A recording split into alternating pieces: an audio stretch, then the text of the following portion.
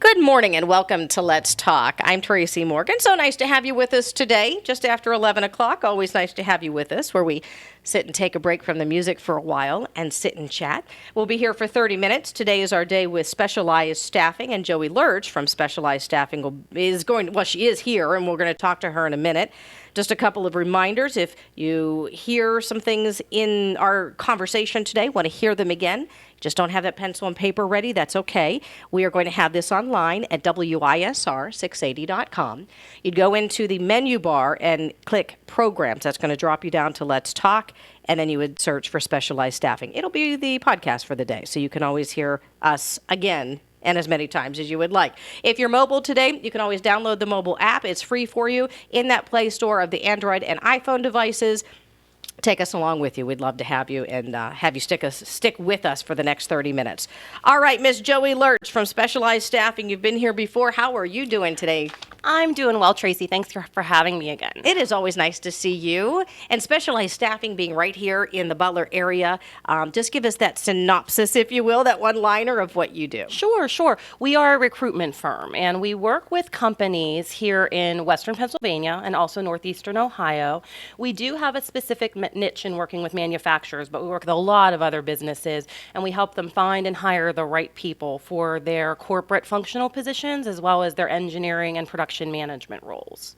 So, Joey, we're going to kind of title this whole conversation today, Great Employees Don't Grow on Trees. So that's an interesting title. Right. So tell us what you mean about great employees and they don't grow on trees. What do you mean by that? Right.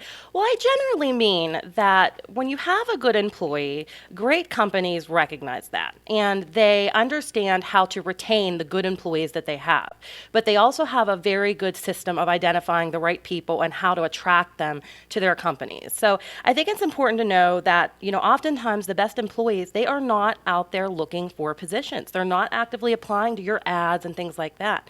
So the above average performers who are out there working, like we said, they're out there working for companies who recognize their contribution, and in turn, they treat them well. They offer them opportunities to advance, they compensate them well, and they reward them. They also know how to attract the right people as it relates to bringing, new talent into their organization. So I think there are a couple key things to break down within that about what great companies do to find great employees. So what are those companies doing well to attract the new above average talent, if you will, into their organizations? Well, one of the things I think it's important to say about those companies that I tend to work with is the best ones have open minds. And when I say that, I mean that they don't look to just match bullet points on a resume to their bullet pointed job description. So in other words, they connect the dots. They look at transferable skill sets and how those could actually benefit their position and their company. And when they work with the recruiter, it can be really helpful in doing that, because oftentimes when a resume comes in, truthfully, a company's looking at it for maybe 30 seconds to a minute, and they're passing on it if they don't see key things on that resume based on the way the person chose to write it. There are oftentimes people they're just really missing because they're not a carbon copy, but in reality, whenever you drill down to what those candidates have been responsible for, they actually are. Can you explain what you mean by what they're looking for? I know every job is different, but let's say in the job description they're putting, we want innovation and effectiveness, okay? So maybe I'm trying to apply for that job. Do I put those two words in there? Is that what they're looking for, or? Well, I think that those types of things would be a little subjective. So, I think that anybody can call themselves innovative. They can say that they have outstanding communication skills. But if the wording is on the resume, does it really mean that the soft skill set is there? So that really is more about the interview process that the company has internally to behaviorally interview those people to understand, do they really fit what we're looking for based on past experiences and examples that they can give us about those areas. So I think it's more so that on the resume, it can be, let's say for lack of a better word, tweaked. So it is taking the job description and looking at it as in, if I was hiring myself for this job and I looked at my resume, would I want to call me? Would I see the right words from this job description on my resume? And so if it's just a sense of wording and changing that and tweaking it on your resume so it reflects what the company is looking for, and obviously you need to have truthfully done those things. I'm not suggesting anybody craft a resume that is not true, but I think that that's where the tweaking would come into what you put on your resume. I would want to hire me. No, Me too. right? Don't we all say yeah? I have skills and I'm fun. I'm hired.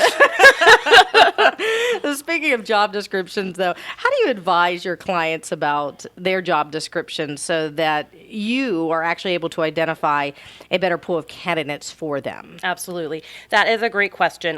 The job descriptions that I see that work the best are typically pared down from the original one. A lot of times I receive laundry lists of responsibilities that have a tendency to be redundant on the page. They're not very streamlined or pared down to the core responsibilities of the position. And they also are listing a laundry list or a wish list, if you will, for the requirements of the job. And this is in the job description that's being posted wherever. Yes, Okay, exactly, okay. exactly. And I think that the tendency out there on the candidate end is to want to read a job description that A, is pared down enough that it really shows what are the core responsibilities of this position, and listing those on the client's end in a non-redundant way. What are the core functions and responsibilities of this job? And the same thing with the requirements. What are the base qualifications that somebody needs to have in order to apply for this position and qualify for it? And then here are my preferred requirements as well. And what, if I could make my wish list, they would be. I think it's important for those things to be hard skills versus soft skills, because again, I'll go back to what I said before. The soft skills are so subjective to the person and what they think that they have and bring to the table in that area, and it really just needs to be something that is evaluated in an interview process through behavioral interviewing. So they're kind of not necessary to be putting them on the job description. Now, can you define in your terminology what do you consider hard skills versus soft skills? Hard skills are the core functions of the job. So if it is a person for human resources, that they have X amount of experience in human resources, and then their experience covers these areas within the HR function. So benefits and payroll and compliance and employee relations, etc. So those would be more hard skills. Soft skills are communication skills, to clearly communicate in verbal or in written form. The ability to connect with people for a sales position, a person that has the ability to create great rapport with individuals. Those are things that are more soft skills and need to be evaluated during that interview process. They're not the things that you see clearly on a resume. So what else do you advise your clients to do in order to put this job description together? I think that if you follow what our industry would call attraction-based job descriptions. So they're not going only to have those core functions and core requirements, but also they will speak to the other things in their company that will actually get somebody maybe excited or at least intrigued to work for their company. So some of those things, would be examples like, what does your team do to have fun at the workplace? What is your culture and environment like? Do you offer, some companies are fun and they're kind of progressive. They might have 4:00, beer on a Friday that they offer their employees just to relax and have fun as a team together and make it about personal versus work-related things all the time. Maybe they offer unlimited holidays. Maybe they have flex time. There's lots of different little things that mean a lot to people that are going to be applying to your job, because let's face it, we all want to work for companies where we feel comfortable, where we can have fun with our team and we can connect with them. It's not always about what we're doing in our little square cube every day. And maybe I don't want to have a beer on a Friday. Exactly. I mean, maybe that's not my environment. Exactly. And if it isn't, you probably wouldn't last long in that job. And don't we all want positions where we can last longer term in them versus having to start the job search over again too soon? We're talking with Joey Lurch. She's with Specialized Staffing, kind of titling this whole discussion, Great Employees Don't Grow on Trees. And of course, Specialized Staffing based here in Butler County, but reaching Western Pennsylvania, even into Ohio, and placing great people in great positions. And it doesn't cost you, if you are somebody that is looking for a job, any money, because your clients are the people who pay you for you to search for people. Absolutely. It Yep. gets confusing in that way, but if you're Yeah. searching for a job, it doesn't cost you a penny in order to work with this great recruiting staff, specialized staffing. All right, I was going to say before we move on, Joey, I think that I know you're talking about the employee side of this, or I'm sorry, the employer's side of this. But for somebody looking for a job, I think that is the hardest point to gain knowledge of prior to an interview is the culture of somebody's workplace. Because if you don't know anybody in the workplace, Right. and you're supposed to know about this workplace, how do you get that information? Right. Well, if you are applying on your own and you have, asked other individuals that you know of and nobody really knows of this company or has worked there before, it's really difficult. So one benefit of working with a recruiter is that a good recruiter is going to go out and they're going to have some time with their clients. They will get a feel for what's important to them, how their workforce operates, what the culture is like. And because of that, they can then in turn communicate that to the candidates that they're working with. It's a great idea. Specialized staffing online. What's your website? It is www.specializedstaffinginc.com. So talk about the interview process, if you will, Joey. I mean, how does the interview process differ for a company who is focused on attracting top talent versus just simply finding who they can? Absolutely. So I think that the interview process is best when it is clearly defined. There is a process, and each and every person that the company will interview will go through the same steps of that process. They will have communicated to the candidate that process very clearly up front so they understand what to expect. So not only having a process is important, but a swift one is very important as well. So I'm not suggesting that anybody hire too fast. That is never a good idea. You don't want to just slam dunk something because you have a spot to fill. That is never a great way to hire. But there needs to be some in between. And here's why I say that. When you're working, especially with candidates who are out there working and they're not actively looking for a job, but they selectively would be open. And let's pretend you're working with this recruiter who goes and they get a hold of that person and they get them interested in that particular position. Well, initially, they weren't really looking for a position, but now their momentum's building and they start thinking about making the change and it becomes more real to them in their mind. Some companies will think that person, they're not looking for a job, so they don't feel the need to move fast with them. But what happens with them 9 times out of 10 is because that momentum is built and because they are now realistically picturing themselves in a different company and getting excited about it, they sort of start to pull back then if the process takes too long, and they start getting impatient and they start to look elsewhere. So now the candidate you didn't have any competition with, and they're a really good candidate that you might not have access to, is going to go to other companies, and now you have competition for that person. And you also have lessened their interest in working for you because the long interview process may indicate to them also, what if I work for this company? Does everything take this long to progress and happen in this organization? And it creates a red flag for them. Sends a message in a certain way. What would you tell an employer who is in this kind of process and they're trying to get that word out, and you're talking about the time lapse of communication back and forth?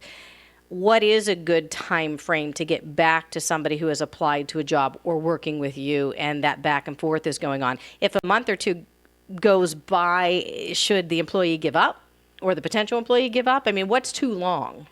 I think that is subjective at times because sometimes there are just things that happen in organizations that take precedence over the focus being on hiring for that person. So there's always going to be that as a particular instance. But in general, if you don't have your priorities shifted midstream to some other place of attention where it needs to be, I think that it's appropriate to be responding to candidates within a week of their application. And let's go further. Let's say you interview that person.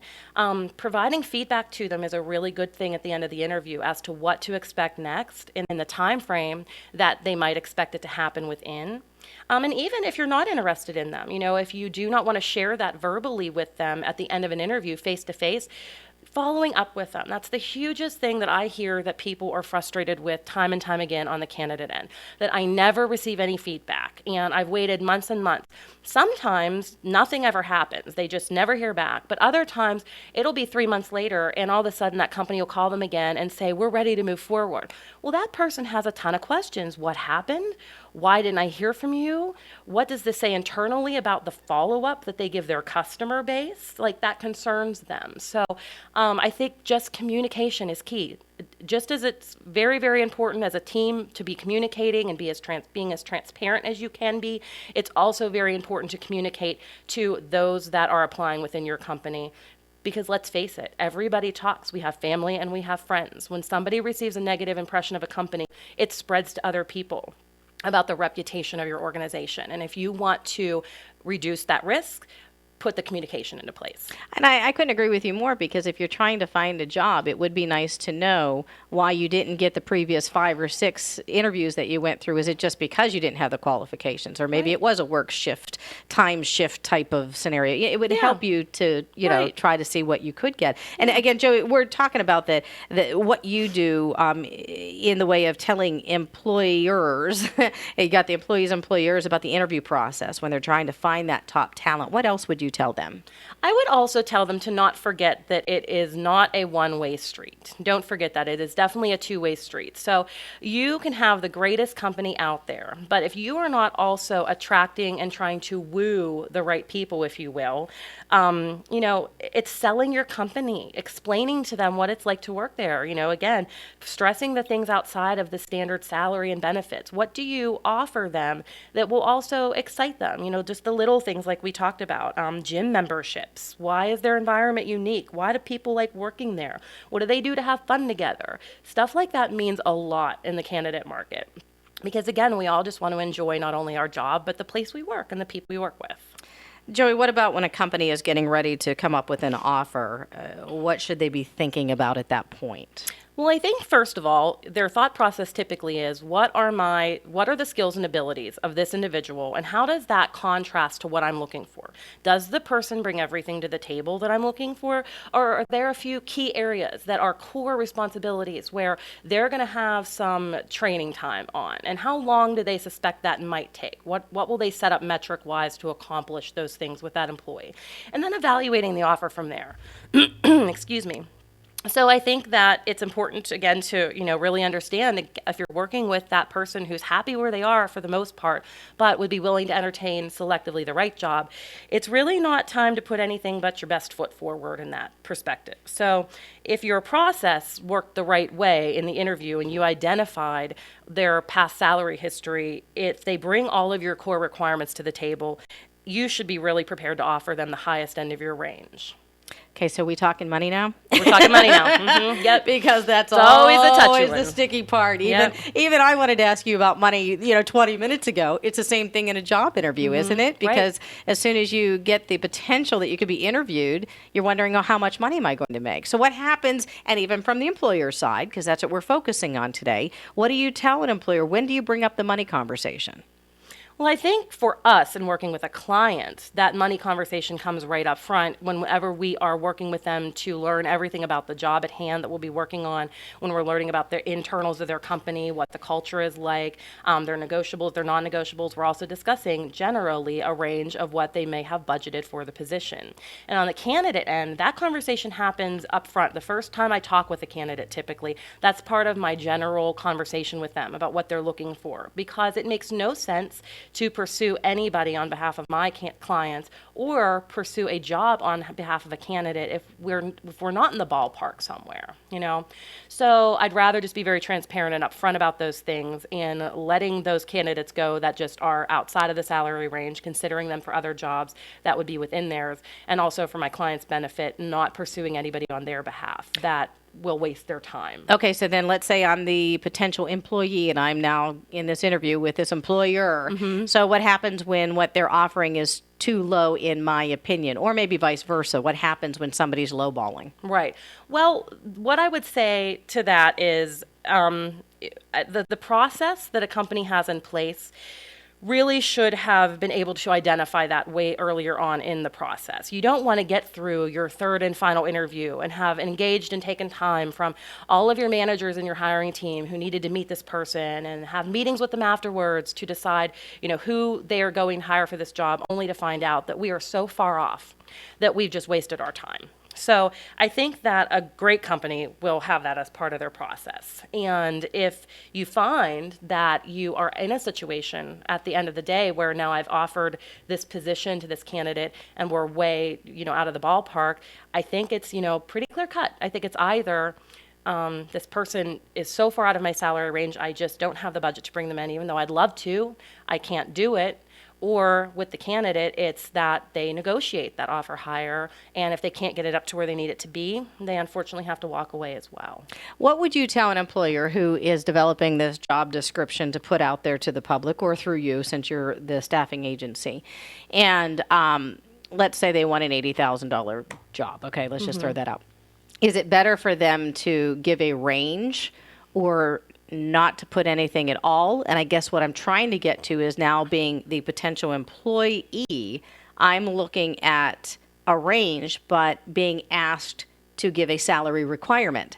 And so, both sides of the table, I can see the point of why that has to be done. But as a potential employee, I'm thinking I'm either lowballing or I'm, knocking myself out of the park, which I know I won't be able to get the job at the price I'm asking. Like, that's Right. a confusing It is very game, confusing, I think. and I love the words you just used. I think it's a game, and that's why I think that you take the game out of it. So, number one, I do not encourage companies to post salary ranges, because sometimes there are some negatives that come from that. Number one, you might have missed out on somebody that saw the top end of your range but brings everything you're looking for, and they needed just a little bit more. And maybe had you met that person and you got excited about them, you likely would have come up with just that tiny bit more in order to able to secure them as an employee.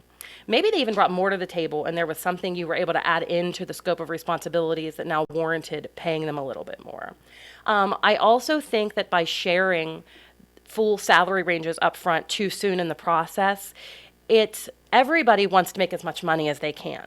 And everybody thinks that they are awesome and that they can do this job with no problem. So they're going to look at the top end of that range, quite honestly, and that's what they're going to want, even if it isn't commensurate with the level of experience they bring to the table for the position.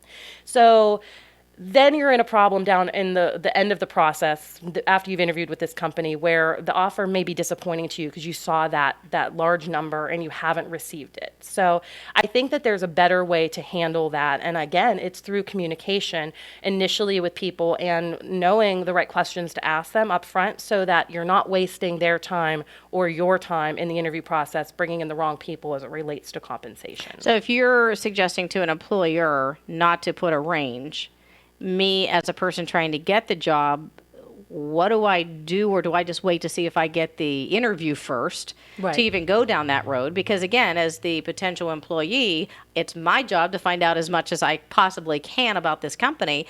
But if you look online to many of these sites that give those Glassdoor or whatever it is, they Right. give those salary ranges. Are they true or are they not true? I don't know. Right. So now I'm gauging on what I'm seeing online, not to pick on Glassdoor, but, I'm just seeing what I'm looking online. And do I believe that? Do I not? And then do I go for this job that maybe I'm outpricing myself? Right, absolutely. Well, again, I think that on the company's end who is hiring for that position, I think it is their responsibility to, in their initial conversation, a phone conversation with that person, to ask them some of the right questions that will help them identify if this position is not the right one for them based on the salary range that they have set for it. So, and then being courteous enough to tell the candidate that up front. I never think that it is a wrong thing to do that up front. I think that it's a great thing. You have not wasted their time, and they appreciate that. They appreciate the honesty. And you haven't wasted your or your company's internal time in bringing in that person. So I think it goes back to the process you have set up. If you are asking the right questions from the get-go, you will drill down to the information you need in order to understand that, and not get to the point where at the end of the day you've extended this offer and it has been rejected because it just wasn't in the right range. I have another question. It doesn't have to do with salary, so I'll ask you first. Anything else that you would suggest to a company when it comes to salary? I think that the other thing would be, just again, not to really, fool yourself into thinking that, wow, if my company is so awesome, which I'm sure that your company is awesome, but that magically you're going to bring somebody in and that all of a sudden you'll convince them that it's so awesome to work there that they're willing to take significantly less money for the position. So I think that, in my experience working with clients of mine, that's why the communication is very clear and upfront always as we are going through the process with the candidate as to what their expectations will be, what their past ranges have been, so that they're not wasting time in the end. So I think it's just, again, it goes back to having that set process in place. It has to do with open communication with one another, and hopefully all will turn out well in the end. Absolutely. And I'm going to ask you to just give us a brief couple of points of the benefits of working with specialized staffing, whether it's the companies working with you as clients or I would work with you as the person trying to get the job, because I'm thinking, well, if I'm seeing requirements and qualifications and hard and soft, requirements, do I apply for it or not? So it's confusing as a person trying to get the job. Sure. I don't want to waste their time. Right. The employer doesn't want to waste my time. Right. They don't want to waste their own time. So it sounds like a great fit to be able to work with specialized staffing. It sounds like a lot of those problems would be automatically resolved. Absolutely. I think from the client end, what I would say is 3 main points. I often find that people are so frustrated because they don't have enough time in the day to work on their open position requisitions. So sometimes it's just a matter of it frees up their time when they work with a recruiter to be able to get things done faster. The second point is oftentimes they're just really, again, they're just really frustrated because they have their own ads out and they see all these resumes coming in and they're taking the time to look at them, yet they're still not finding the right people. And that's really frustrating. And they wonder to themselves, well, this was such a waste of my time, and how do I find the right people?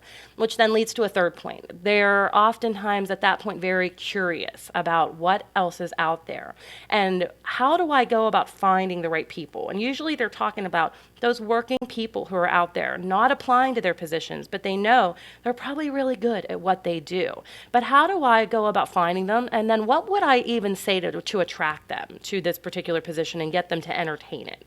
So I think in those ways, that is how we can help. We can help reduce time and find and hire the right people and identify individuals who aren't out there applying to their positions. If we're companies wanting to get in contact with you, if we are folks looking for a job or maybe not looking for a job, as you're suggesting, and we want to work with you, how do we get in touch with you and your contact information? Sure. Our general phone number here on toll-free is 866-240 5150. And if you'd like to speak with me, I'm an extension 228. 228, Joey Lurch. And again, if you'd like to visit our website, it is specializedstaffinginc.com.